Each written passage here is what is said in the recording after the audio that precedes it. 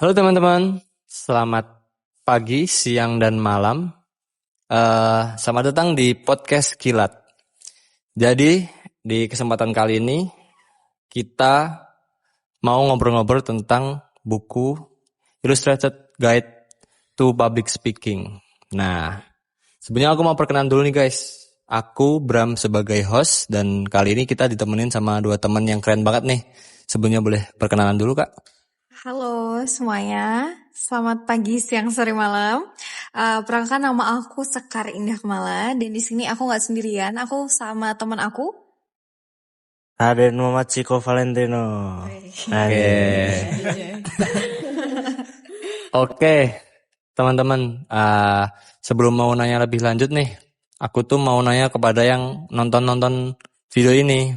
Nah, aku mau nanya nih sama kalian nih. Pernah nggak sih kalian tuh lagi disuruh presentasi di depan umum atau di depan kelas gitu, kalian tuh tiba-tiba kaki tuh geter, pikiran tuh pusing karena yang awalnya kita udah nyiapin banyak hal, tiba-tiba di depan umum tuh kita langsung lupa apa yang mau kita omongin. Nah, di podcast kali ini kita bertiga mau membahas tips and trick gimana sih ngatasin cara-cara tersebut biar supaya kita lancar di depan umum. Nah, kita masuk ke ilustrasi yang pertama. Mungkin ilustrasi gambarnya nanti saya tampilin di video ini. Nah, kakaknya juga udah ngeliat kan ilustrasi gambarnya seperti apa?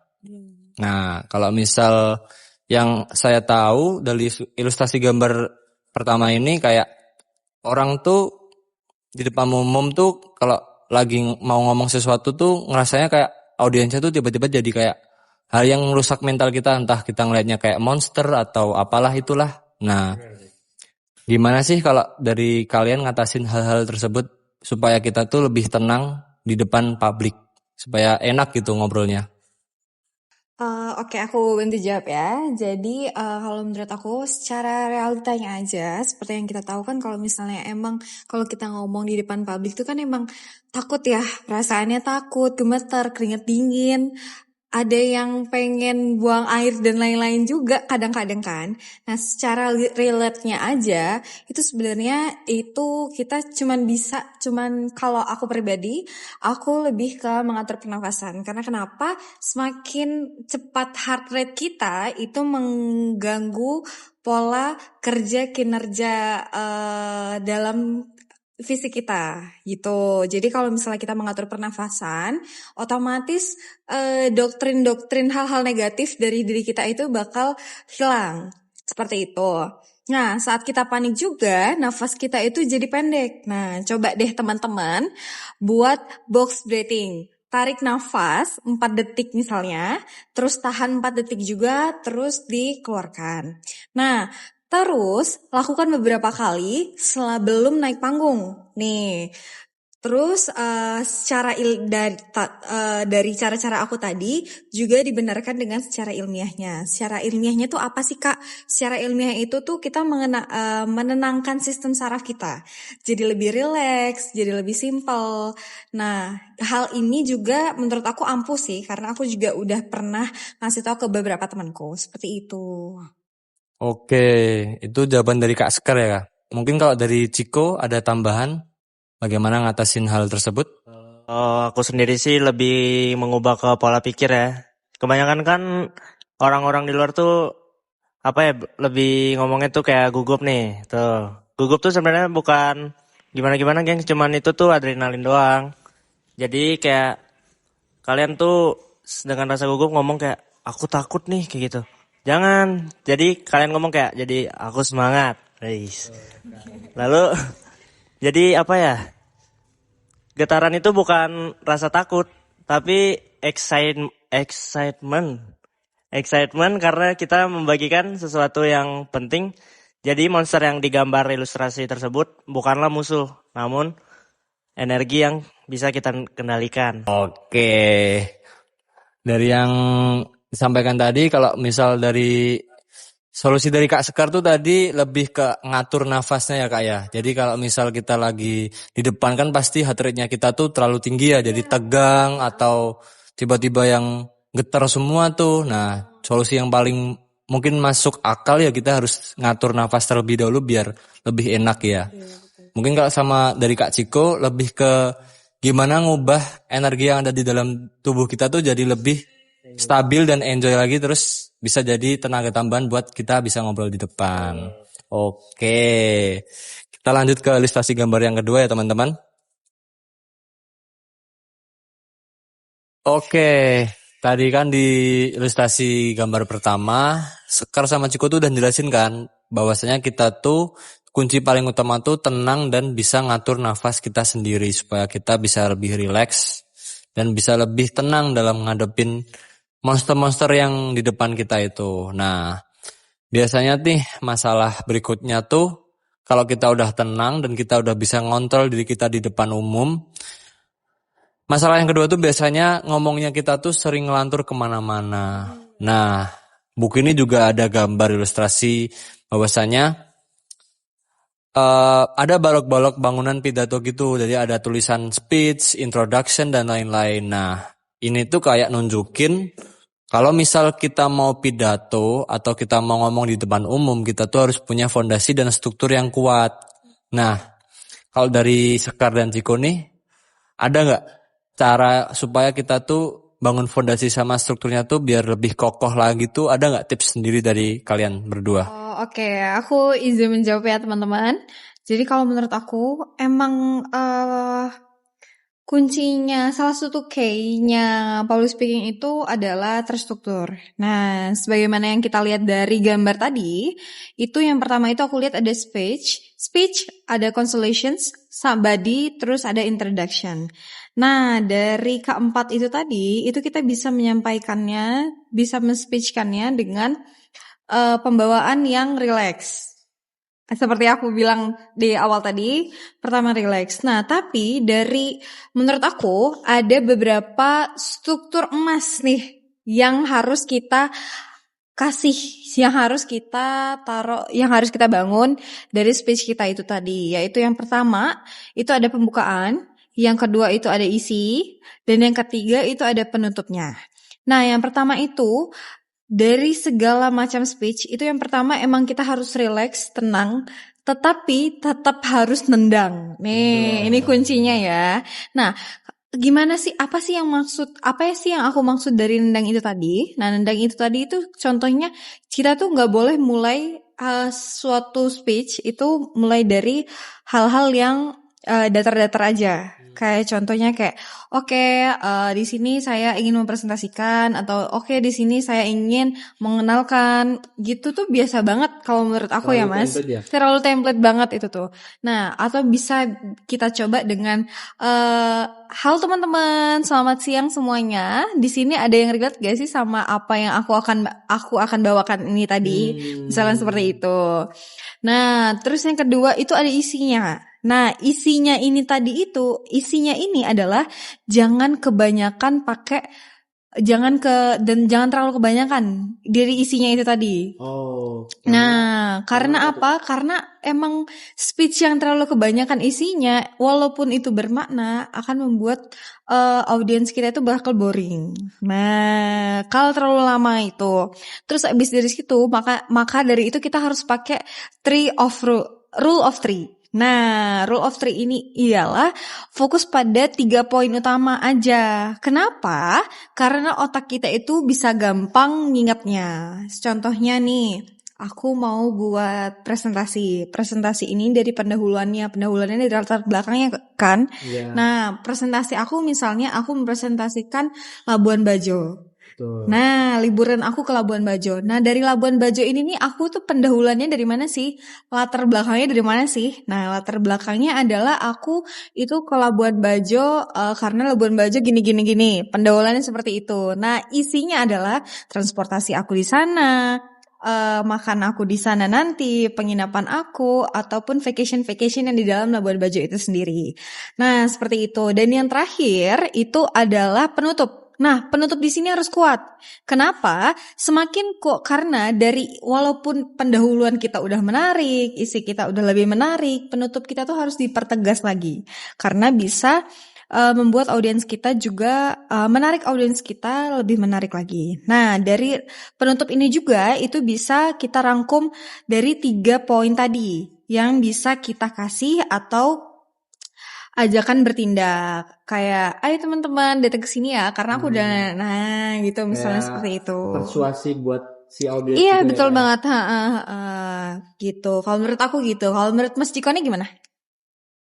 Nah, disinilah kekuatan storytelling masuk ya. Manusia itu terhubung lewat cerita. Di antara poin-poin yang dijelaskan oleh Sekar tadi, kita selipkan tuh cerita pendek, bisa pengalaman pribadi, analogi, dan studi kasus. Nah, menurut aku tuh cerita tuh kalian ibaratkan kayak semen yang direkatkan dengan batu bara. Argumen kita. Nah, pidato itu bukan juga kayak informatif, namun juga menyentuh emosi. Oke.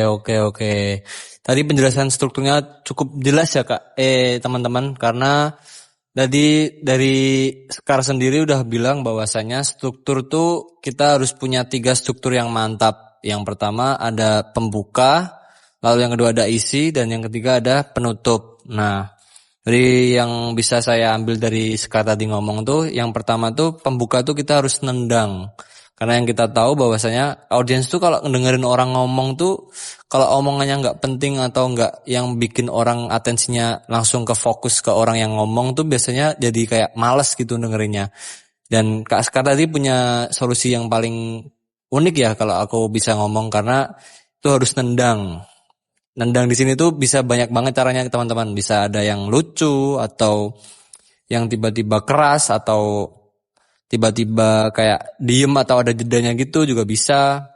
Nah, terus yang isi dari sekarang ngomong tadi tuh isinya tuh harus pakai rule of three. Nah, rule of three itu tuh kayak biar kita tuh gampang ngingetnya kalau misal apapun itu harus ingat angka 3. Yang seperti yang Sekar tadi jelasin. Terus penutupan yang dijelasin sama Sekar tadi juga lumayan jelas ya teman-teman, karena yang intinya tuh harus bisa ngerangkap dari pembukaan sampai ke isi yang dijelasin sama Sekar. Terus kalau dari Ciko sendiri tadi, Ciko tuh ngomong bahwasanya kalau kita ngomong tuh atau isi omongan gitu kita tuh harus bisa nempel, analoginya kayak semen apa Kak? Semen direkatkan dengan batu bara, karena semen tuh ibaratnya kayak omongan yang kita mau sampaikan ke audiens, dan batu bara tuh kita sendiri. Nah, karena yang kita tahu bahwasanya semen kalau dicampurin sama batu bara tuh kan jadi rakat banget dan bisa jadi bagian dari diri kita sendiri. Nah, itu analogi yang diberikan sama Mas Ciko. Nah, kita lanjut ke segmen ketiga. Oke, tadi dari ilustrasi gambar pertama dan kedua tuh udah dijelasin sangat jelas teman-teman bahwasanya materi kita tuh yang pertama harus siap, mental juga harus siap dan tenang di ilustrasi gambar pertama. Dan di ilustrasi gambar kedua tuh dari Sekar dan Ciko tuh udah ngasih saran bahwasanya struktur yang kita mau ngomongin ke depan publik tuh kita harus kokoh dan terstruktur. Dan biasanya setelah kita udah punya materi yang kuat, mental yang baik, nah biasanya tuh ada satu masalah lagi yang timbul dari diri kita sendiri, yaitu cara penyampaiannya.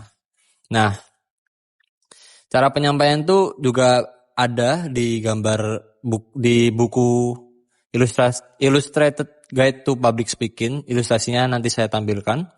Nah, di ilustrasi gambar ketiga ini tuh ada kayak orang ngomong di depan umum, tapi ada kayak nada tangganya gitu teman-teman. Nah, yang saya tangkap dari ilustrasi gambar itu tuh ini tuh soal bahasa tubuh dan vokal.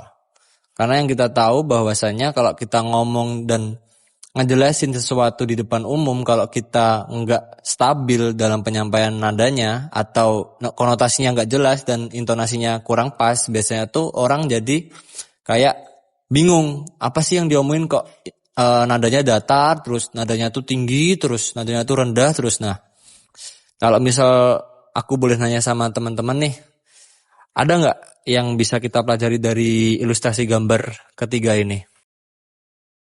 Oke, aku izin menjawab ya. Dari ilustrasi yang gambar ketiga itu kan kelihatan ya, ada orang, terus ngomong, speech di depan, terus ada keluar gelombang suaranya.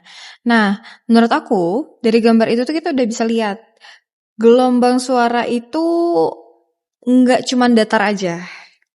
Tapi kenapa nggak cuma datar? Karena semakin kita mendatarkan gelombang suara kita, vokal kita itu bakal dinilai tidak menarik sama audiens. Bosenin Seperti ya Kak itu. ya? Iya, bosenin. Nah, dari bahasa vokal kita itu, ilustrasi gelombang suaranya itu tuh mengingatkan kita jangan ngomong dengan nada datar. Tadi seperti yang aku bilang. Atau nada robot ya, kan robot tuh kan datar aja ya, nggak ada Template, intonasinya ya. template juga. Iya, nah dari suara itu juga dan dari vokal kita itu juga yang kita mainkan itu intonasinya, nada tinggi dan nada rendahnya.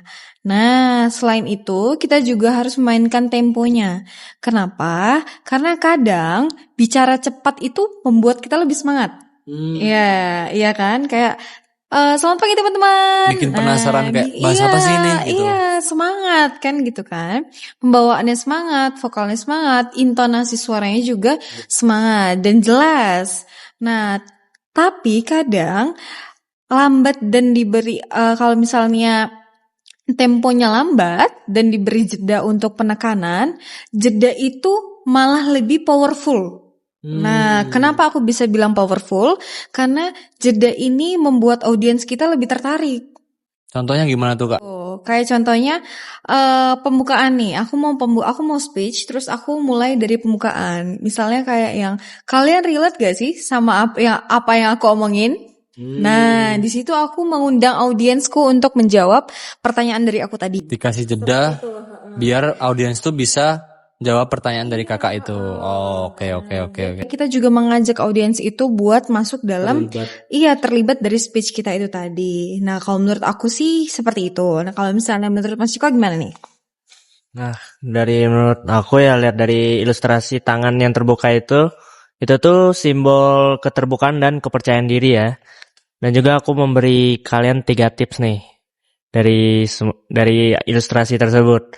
Yang pertama ialah kontak mata. Kalian tuh jangan lihat ke langit, ke lantai, tapi kalian tuh sapu pandangan ke audiens tersebut. Fokus ya. Iya, dari kiri ke kanan, seolah-olah ngobrol dengan mereka satu persatu. Dan yang kedua, gestur. Gunakan tangan untuk menekankan poin. Hindari melipatkan tangan di dada atau memasukkan ke dalam saku. Itu tuh kesannya kayak Kurang sopan ya kalau misal dimasukin dalam saku gitu. Dan juga yang ketiga itu postur.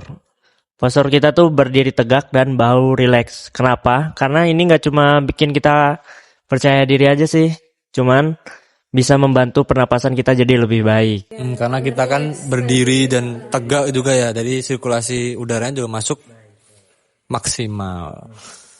Wow, keren banget nih teman-teman di sini. Ngejelasinnya sangat detail dan sesuai ya sama ilustrasi-ilustrasi gambar yang tadi kita bahas.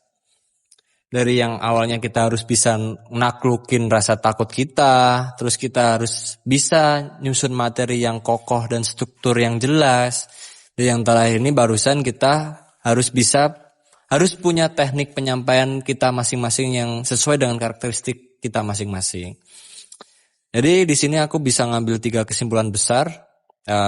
Yang pertama itu adalah ngatasin gugupnya kita dengan teknik yang dari Sekar sendiri tadi udah disampaikan, yaitu teknik atur nafas ya. Karena yang kita tahu kalau kita ngejelasinnya ngos-ngosan atau kita ngejelasinnya kayak nafasnya tuh tarik ulurnya lambat, itu tuh kesannya kayak yang pertama pasti kalau misal dilihat dari kita sebagai audiens ngelihatnya pasti kayak ini orangnya kenapa kok tiba-tiba nafasnya ngos-ngosan atau nafasnya lambat gitu. Pasti kan jadi pertanyaan tuh dan orang tuh kalau misal udah ngelihat pembicaranya tuh udah ngos-ngosan atau terengah-engah biasanya tuh males karena pasti ngobrolnya jadi kurang jelas. Nah, dan juga dari Ciko sendiri tadi udah ngomongin tentang kita tuh harus punya mindset yang aku bisa dan aku bisa nyelesain apa yang aku mau omongin. Karena yang kita tahu mindset tuh pengaruh banget buat materi kita sendiri. Karena mindset kalau misal kita udah bilang dari awal kita nggak bisa, pasti otomatis setelah kita maju ke depan pasti juga ujung-ujungnya nggak bisa juga. Karena ya mindset dari awal udah bilang nggak bisa. Dan dari Tiko sendiri tadi udah ngomong bahwasanya kita tuh harus bisa ngubah mindset kita dari awal tuh harus bisa. Karena ya itu pengaruh banget buat psikis dan psikologis kita. Jadi yang kesimpulan yang kedua itu dari Sekar sendiri tadi ngomong bahwasanya struktur itu harus jelas. Dan struktur ini tuh ada 3, pembuka, isi, dan penutup. Nah di pembuka tuh tadi Sekar bilang bahwasanya pembuka tuh kita harus punya suatu yang unik. Contohnya dengan hal yang nendang, kayak contohnya kayak yang Sekar tadi ngomong, kalau misal kita mau ngomongin hal yang excited atau yang bikin semangat, kita tuh harus nadanya tuh harus yang tinggi atau yang rendah. Biasanya tinggi ya teman-teman, karena biasanya semangat kan nadanya tinggi. Gitu ya. Terus yang kedua ada isi. Nah isi itu tadi Sekar juga nekanin bahwasanya kalau isi tuh ngomonginnya template dan orang-orang tuh udah tahu gitu, pasti dengernya juga males. Nah tadi Sekar udah juga ngasih tahu bahwasanya biasanya tuh ngomongin ngomongin yang lebih relevan dengan orang-orang tuh biasanya orang tuh lebih enjoy dengerinnya. Karena yang kita tahu bahwasanya orang tuh lebih seneng ngomongin yang relevan sama diri kita sendiri. Karena orang-orang juga kalau misal dengerin omongan yang template dan semua orang tuh udah tahu ngomongnya apa, pasti males. Dan yang terakhir ada penutup. Nah penutup tuh tadi Sekar juga nekanin bahwasanya penutup tuh kita juga harus konsisten dengan isi dan pembuka. Karena penutup tuh bagian yang paling krusial.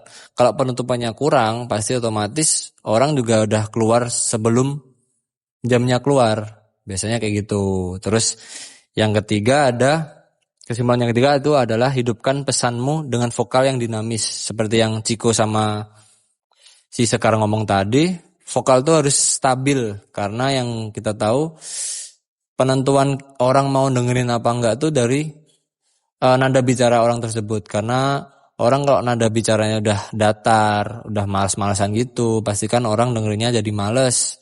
Terus Ciko tadi juga ngasih 3 saran buat masalah kedinamisan vokal ini. Dan Ciko udah ngasih 3 saran tadi, yaitu kontak mata, gestur, dan postur. Yang saya simpulkan dari ketiga simbol yang Ciko sebutin tadi, yaitu kontak mata, gestur, dan kontak.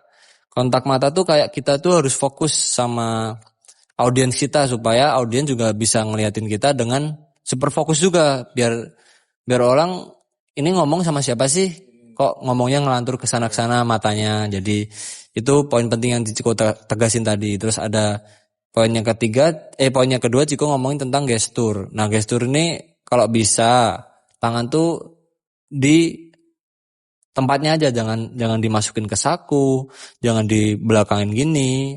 Yang penting tangan tuh sesuai dengan tempat yang mau kita omongin. Kalau misal kita mau ngasih semangat, ya postur tangan ya kita harus nunjuk atau apapun itu, supaya orang tuh bahwasanya ini loh, kamu tuh harus gini. Nah, itu dari gestur. Dan yang terakhir ada postur. Nah postur itu pengaruh banget buat cara kita ngatur nafas. Yang pertama, cara kita ngatur grogi. Kalau misal kaki kita gemeter kan postur kelihatan banget tuh. Nah kita tuh harus punya postur yang bisa kita kontrol. Contoh, misal kita berdiri, mungkin posturnya lebih tegak karena biar pernafasannya lebih lancar gitu. Nah dari kesimpulan 3 itu, kita tuh bisa nekenin bahwa public speaking tuh hal yang harus kita asah, skill yang bukan bakat, itu tuh harus kita asah sendiri. Nah mungkin sebelum penutupan, bisa nggak kalian beri 1 kalimat penyemangat buat sobat yang nonton video ini? Mungkin bisa dari Ciko. Aku dulu ya, tapi aku singkat aja ya. Boleh. Kalau aku sih jangan fokus pada kesempurnaan, fokuslah pada koneksi dengan audiens. Oke. Gitu. Singkat padat jelas itu. Ini untuk Mbak Sekar ya. Kalau menurut aku, pesan dari aku, public speaking itu bukan bakat ya teman-teman, tapi itu skill. Jadi semakin kita sering berlatih, semakin kita sering ngomong di publik, kita praktekin di publik, nggak usah di publik deh, ke depan-depan audiens teman-teman kita aja, atau keluarga kita, atau orang-orang sekitar kita, itu udah semakin membuat kita percaya diri ya. Nah, kuncinya itu yang pertama emang harus relax dan percaya diri aja sih kalau misalnya dari public speaking itu tadi. Itu sih kalau menurut aku Mas Bram. Oke, mungkin itu dulu yang bisa kami bertiga sampaikan untuk ngobrolan podcast kali ini. Untuk obrolan-obrolan berikutnya mungkin bisa lanjut ke next episode. Jadi cukup sekian dari kami. Dadah teman-teman.